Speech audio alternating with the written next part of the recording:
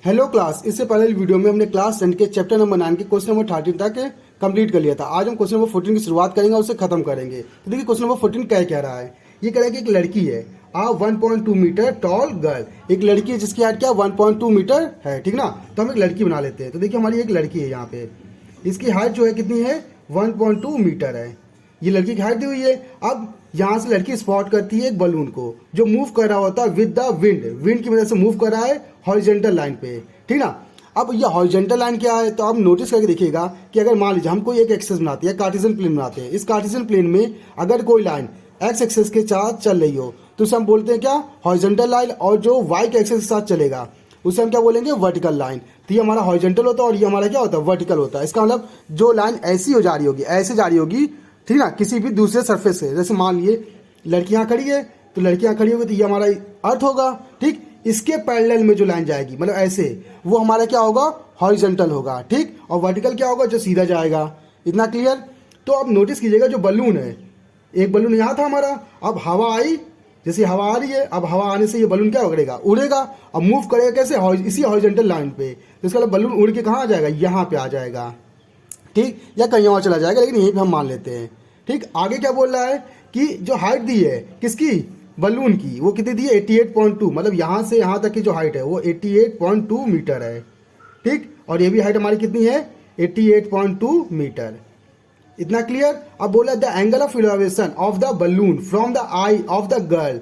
अब वो जो लड़की है ना, उसकी आंख से जब वो बलून को देखती है तो वो एक एंगल बनाती है। वो एंगल कितना बनाती है, 60 बनाती है। और आफ्टर सम टाइम्स, और कुछ समय बाद जब वो दोबारा उस बलून को देखती है तो कितना एंगल बनाती है, 30 बनाती है। वो एंगल कम हो जाता है। क्यों कम होता है, क्योंकि हमें पता है कि जो ऑब्जेक्ट हमारे पास होगा उसका एंगल बड़ा बनेगा और जो ऑब्जेक्ट दूर होगा उसका एंगल क्या बनेगा, छोटा बनेगा। मतलब ये ऑब्जेक्ट इस लड़की की आंख के पास है तो इसका मतलब ये क्या बनेगा, बड़ा एंगल बनाएगा, और ये एंगल क्या बनाएगा, छोटा एंगल बनाएगा। इतना क्लियर।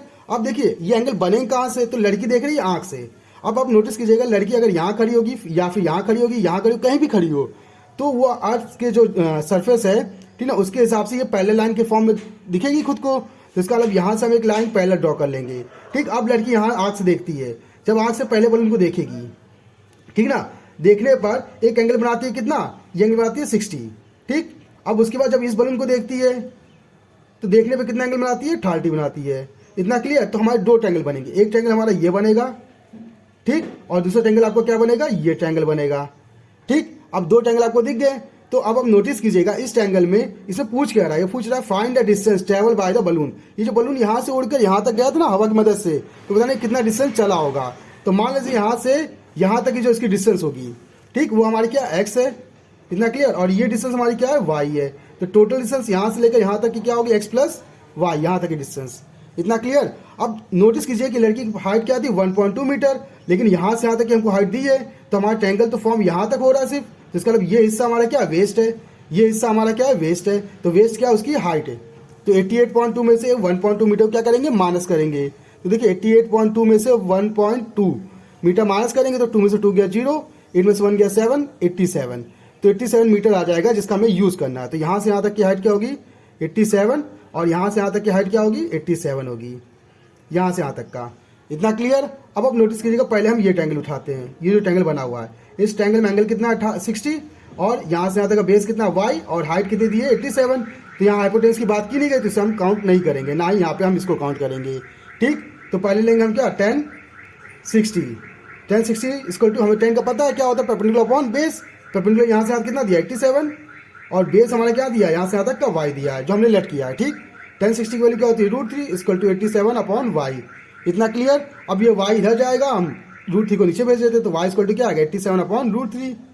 इतना क्लियर। अब देखिए √3 से ऊपर नीचे हम क्या करेंगे, मल्टीप्लाई, क्योंकि हमें पता है कि नीचे रूट नहीं होना चाहिए। तो कॉन्जुगेशन लेंगे तो √3 आ जाएगा, इसको मल्टीप्लाई करेंगे कितना आएगा 87, √3 आएगा। इधर √3 क्या होगा 3 से इसको उड़ा देंगे तो कितना आएगा 29। तो हम कह सकते हैं y का मान हमारा कितना आएगा 29 √3, और यहाँ से हमारा यहाँ से यहाँ तक की डिस्टेंस निकल आएगी। लेकिन हमको यहाँ से यहाँ तक की डिस्टेंस निकालनी है, तो हम उसके लिए लेंगे बड़ा वाला ट्रायंगल, ठीक। बड़े वाले ट्रायंगल का नाम देखिए क्या है, उसमें एंगल 30 है, और इसका परपेंडिकुलर कितना दिया है, यहाँ से यहाँ 87, और बेस कितना दिया है यहाँ से यहाँ तक, मतलब x प्लस वाई जो हमने बनाया है। तो देखिए 10 30 इक्वल टू परपेंडिकुलर कितना दिया 87, और बेस यहाँ से यहाँ तक कितना दिया x प्लस वाई। इतना क्लियर। अब tan 30 की वैल्यू क्या होती है 1/√3 इक्वल टू 87 अपॉन में x प्लस वाई की वैल्यू कितनी निकली देखिए 29√3। इतना क्लियर। अब इस पूरे को उधर मल्टीप्लाई करेंगे 1 से और उसको इधर मतलब क्रॉस मल्टीप्लाई करेंगे तो कितना आएगा हमारा x प्लस 29√3 इक्वल टू इसको इधर मल्टीप्लाई करेंगे तो क्या आएगा 87√3। अब ये प्लस का उधर गया तो क्या हो जाएगा माइनस का, तो x इक्वल टू क्या आएगा हमारा देखिए 87√3 माइनस 29√3। इतना क्लियर। अब इन दोनों को क्या करेंगे हम माइनस करेंगे तो माइनस करने पे एक वैल्यू निकलेगी, क्या निकलेगी हमारी देखिए x इक्वल टू माइनस करेंगे तो क्या मिलेगा 58√3 मीटर। तो यहाँ से वो डिस्टेंस आ जाएगी जो बलून ने चला है, तो बलून ने कितना चला है 58√3 मीटर।